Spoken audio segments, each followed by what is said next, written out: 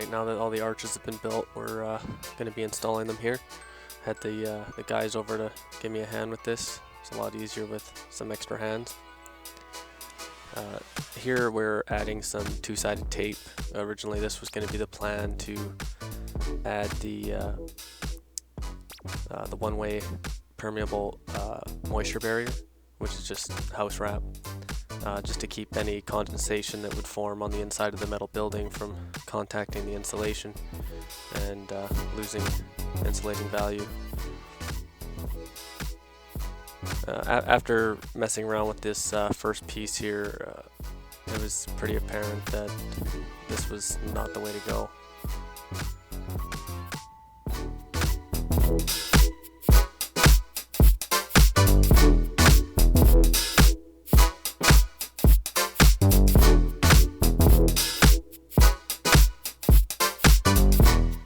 I might have said in my previous videos there that the original plan for this building, way back when I was pricing everything out and just in the thought of doing it, was that I was gonna spray foam the interior of the building, which would have made things a lot easier.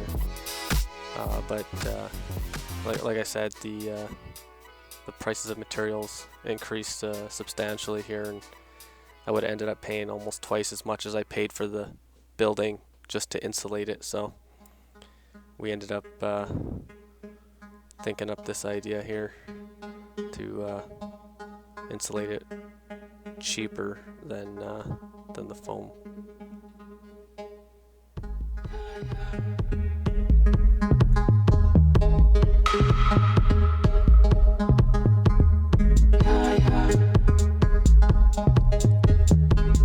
This project, as with pretty much every project that you're kind of attacking it for the first time, is you start off a little bit slower, trying to feel it out, figure it out, get something that actually works, and then by the time you actually finish the projects, you're pretty quick and you're usually got a plan.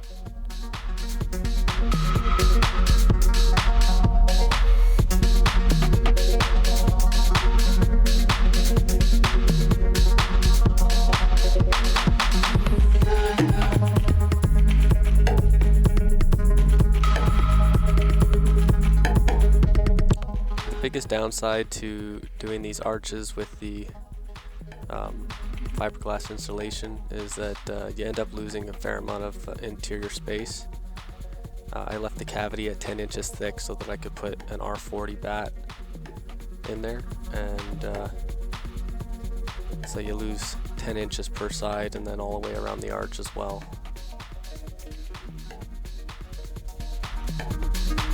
This ended up being the better way of putting the house wrap in, which was just to unroll the roll over top of the arches.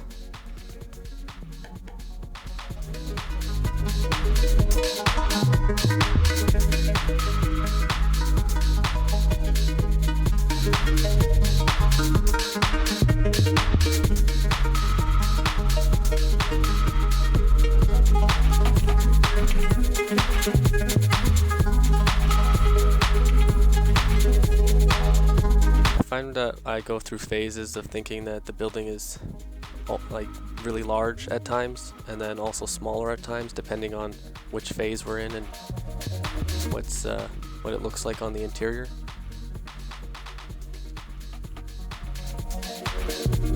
Here you can see we have the vapor barrier from the underneath the slab that goes underneath the base plate here, or sill plate, and then I'm attaching it. They got a piece of just regular wire there to use for tying rebar, and then I got a 3-inch duplex nail.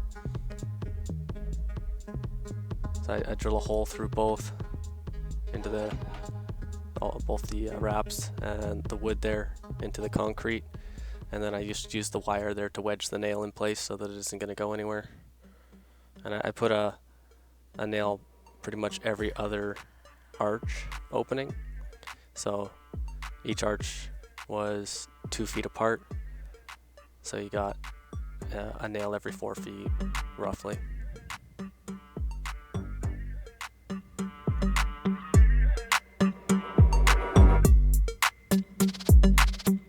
base is I put 4 toenails on each arch there just to hold it in place.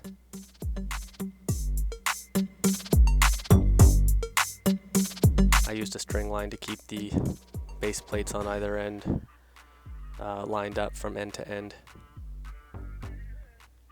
And then after we had all the arches up here, I had to finish nailing off the other side of the gussets here. These were the sides that after we flipped over the arch and we attached the second side, the back side didn't get nailed because we would just pick them up and then stack them against the wall.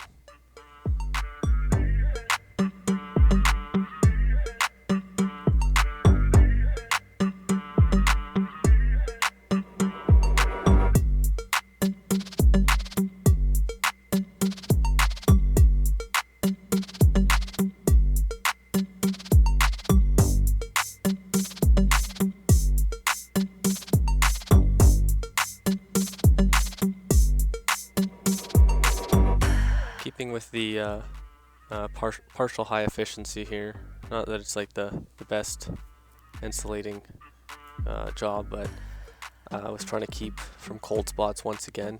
And like I said, the bats were 10 inches deep, but I only used 2x4s for the arch. So I would have had a 7-inch, roughly 7 inches difference on the back there. So what I ended up doing to stop the thermal bridging once again, or well, slow it anyways, was adding rigid foam again onto the back here. So rough and dirty, the insulating value where the studs are with the rigid foam is about equivalent to what the bats would be inside. This also helps keep the bats in place because it fills the cavity that the bat is normally not meant to fill. These bats are made for 24 inches on center, so they'll be just a little bit shy of 24 inches so that they'll sit in there nicely.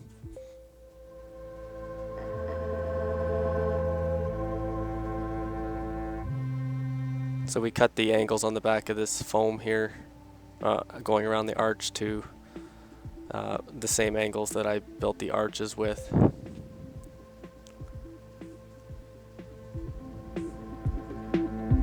At first I was using a brad nailer and kind of toe nailing into the foam to hold them in place on the longer pieces near the bottom of the arch there.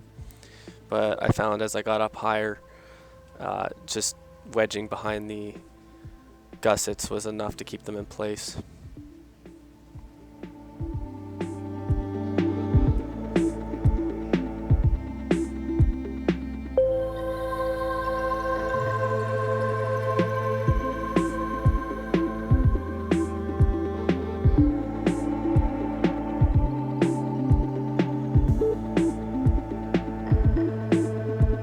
This job was a lot easier with 2 guys, not having to get down off the ladder constantly to cut the pieces or cut more pieces or whatnot was really helpful.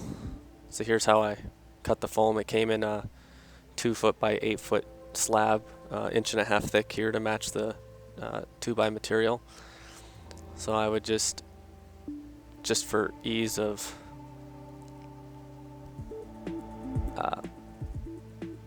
use, I guess, I would just cut them into 3 equal parts there, so 8-inch thick pieces, and then I would cut the angles accordingly.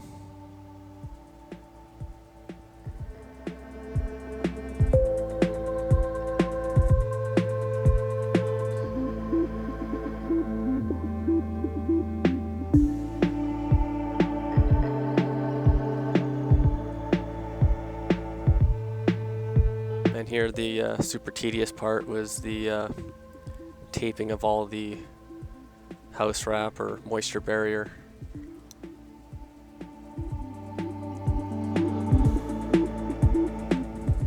All the seams needed to be taped up pretty tight just in case any moisture got back there. I was hoping that it would end up running down or at least be dried out.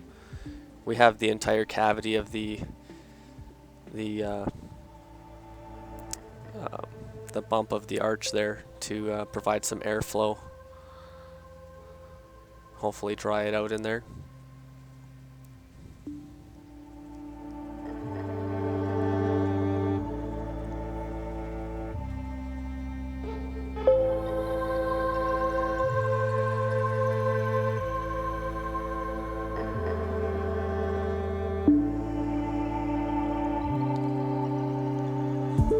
Eventually I kind of stopped worrying too much if the gaps were, you know, not anything under an inch was okay. I had planned on using spray foam to fill the gaps in between, just to give me a fairly continuous foam insulation around that arch.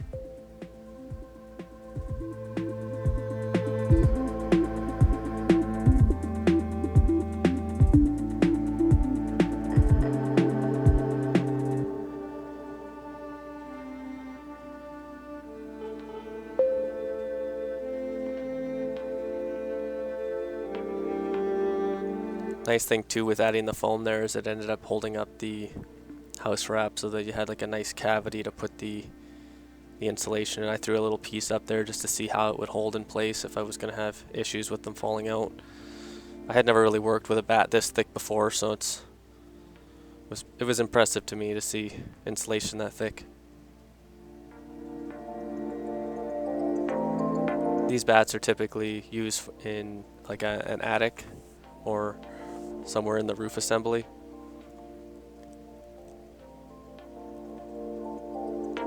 As far as traditional construction goes, I feel like I'm probably a little bit under insulated when it comes to the actual top or roof area of the building, and then a little bit over insulated on the end walls, like the side walls here on the arch. So hopefully it kind of equals out with the having radiant floor heat.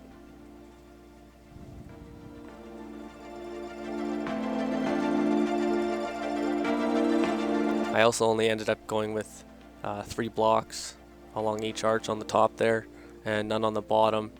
It was connected to the base plates at the very bottom, and I planned on running plywood on the lower portions of the walls just so that I had good spacing, or well, good area to attach anything on the lower walls. Eventually this is still going to end up being a workshop, so the plywood on the lower area will be nice for attaching anything.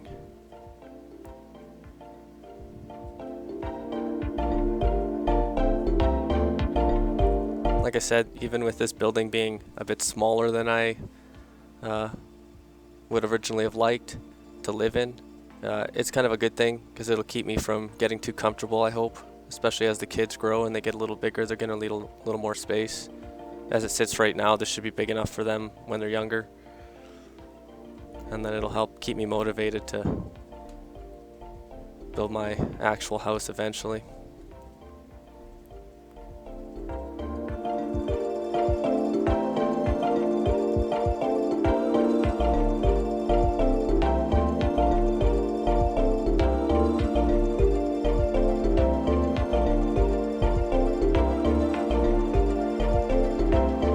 So there we have it. We got the arches all installed in place and the vapor barrier all taped up. Everything should be mostly moisture proof.